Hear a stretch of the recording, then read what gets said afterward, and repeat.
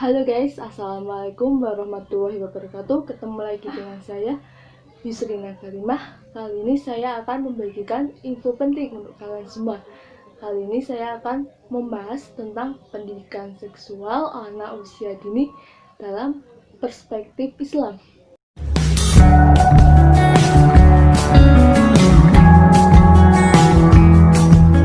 Nah guys, dalam sebuah dalil, salah satunya terdapat dalam Quran Surat An-Nur ayat 58 yang artinya, wahai orang-orang yang beriman, hendaklah budak-budak, baik itu laki-laki maupun perempuan yang kamu miliki, dan orang-orang yang belum balik di antara kamu meminta izin kepada kamu 3 kali dalam satu hari, yaitu yang pertama sebelum sholat subuh, yang kedua ketika kamu menanggalkan pakaian luarmu di tengah hari, dan yang ketiga sesudah sholat isya.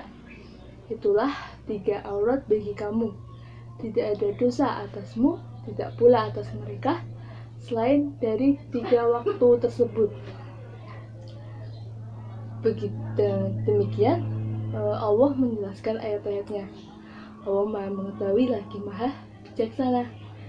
Nah guys, dalam ayat tersebut itu memberikan tuntunan bagi para tuan rumahnya selaku orang tua anak dan majikan bagi pembantunya.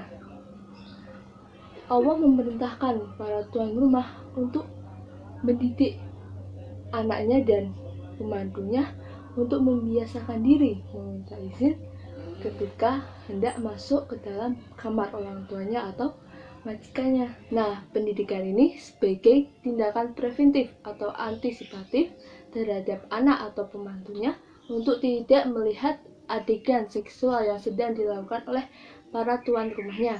Karena apabila adegan yang dilakukan oleh tuan rumahnya tersebut dilihat oleh mereka, maka akan menjadi aib dan memalukan.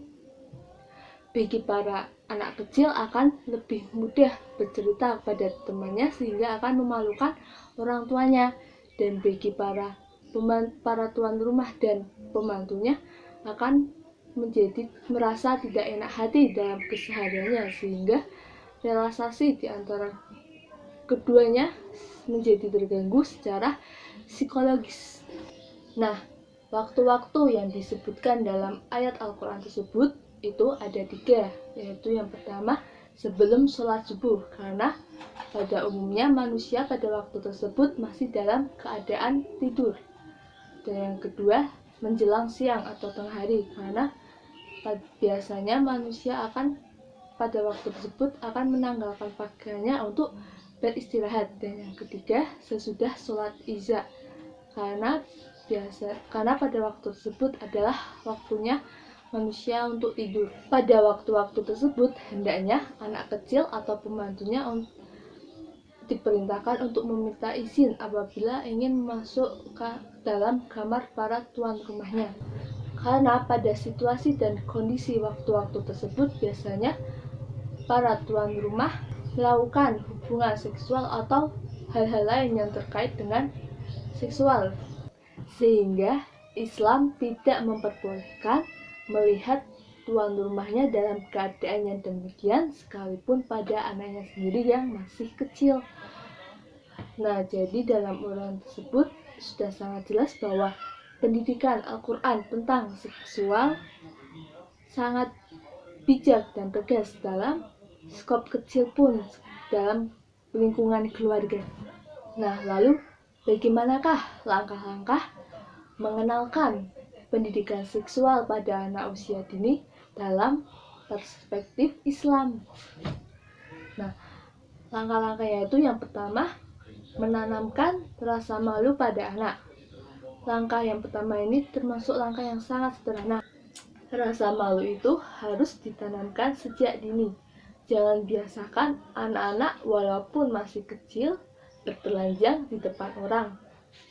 Misalnya, kita biasakan setiap anak setelah selesai mandi atau buang air kecil, kita biasakan agar si anak langsung memakai bajunya atau memakai celananya, karena kalau tidak memakai baju akan menjadi malu jika dilihat oleh orang lain.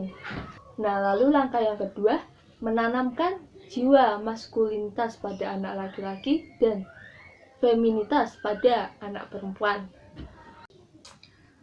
Misalnya, ketika kita memberikan pakaian, harus sesuai dengan jenis kelaminnya, sehingga mereka akan terbiasa untuk berperilaku sesuai dengan fitrahnya. Mereka juga harus diperlakukan sesuai dengan jenis kelaminnya. Lalu, dalam pemberian nama juga harus yang sesuai. Jika anak laki-laki, kita berikan nama yang lebih maco, dan jika anak itu perempuan, beri nama yang lebih anggun atau feminim. Lalu langkah yang ketiga, memisahkan tempat tidur mereka mulai usia 7-10 tahun. Usia antara 7-10 tahun merupakan usia anak yang mengalami perkembangan yang sangat pesat. Anak mulai melakukan eksplorasi ke dunia luar. Anak tidak hanya memikirkan dirinya sendiri, tetapi ia sudah mulai memikirkan di luar dirinya. Pemisahan tempat tidur merupakan upaya untuk menanamkan kesadaran anak tentang eksistensi dirinya. Pemisahan tempat tidur yang dilakukan terhadap anak dan saudara kandungnya yang berbeda jenis kelamin secara tidak langsung telah menumbuhkan kesadaran pada dirinya tentang eksistensi perbedaan jenis kelamin. Lalu langkah yang keempat, mengenalkan waktu berkunjung ke kamar orang tuanya, yaitu meminta izin dalam 3 waktu yang telah tadi saya sebutkan. Dengan pendidikan semacam ini yang ditanamkan pada anak, maka akan menumbuhkan rasa sopan santun dan etika yang luhur terhadap diri anak tersebut. Lalu langkah yang kelima, mendidik, menjaga kebersihan alat kelaminnya. Mengajari anak untuk menjaga alat kelaminnya selain agar bersih dan sehat, tetapi juga mengajari anak tentang najis. Sejak usia 2 tahun, anak sudah bisa diajarkan tentang pendidikan seksual, yaitu saat toilet training. Saat itulah bisa sambil dijelaskan tentang alat kelamin perempuan, yaitu tempat keluarnya air seni. Anak juga diajarkan untuk menjaga agar kemaluannya tidak dilihat dan dipegang oleh orang lain selain dirinya dan orang tuanya. Langkah yang keenam, mengenalkan mahramnya. Dalam hal ini diharapkan anak agar mampu menjaga pergaulannya dengan orang lain yang bukan mahramnya. Langkah yang ketujuh, mendidik anak agar menjaga pandangan mata. Nah, dalam hal ini hendaknya kita jauhkan anak dari gambar, film, atau bacaan-bacaan yang mengandung unsur pornografi atau lainnya yang terkait dengan seksual. Lalu langkah yang ke-8, yaitu mendidik anak agar tidak melakukan ikhtilat. Ikhtilat itu adalah bercampur baurnya antara laki-laki dan perempuan yang bukan mahramnya tanpa adanya keperluan yang diperbolehkan oleh syariat Islam.